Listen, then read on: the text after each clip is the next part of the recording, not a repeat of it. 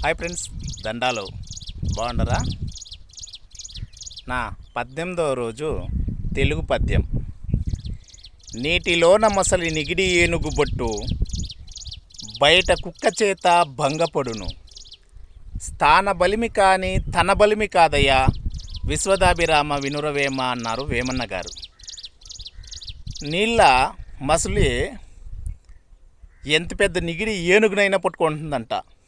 అదే మసలు గడ్డపైనకి వచ్చిందంటే కుక్కును చూసి దిగిలి పడుతుందంట. కారణం ఏమంటే స్థానము, మనం ఉండే తావు ఉంటుంది చూడండి. మన తావు బలం చాలా, మనకి మన పెద్దయ్య పిన్నయ్య మామ అందరూ ఉంటారు కదా, ఆ బలం చాలా ఉంటుంది.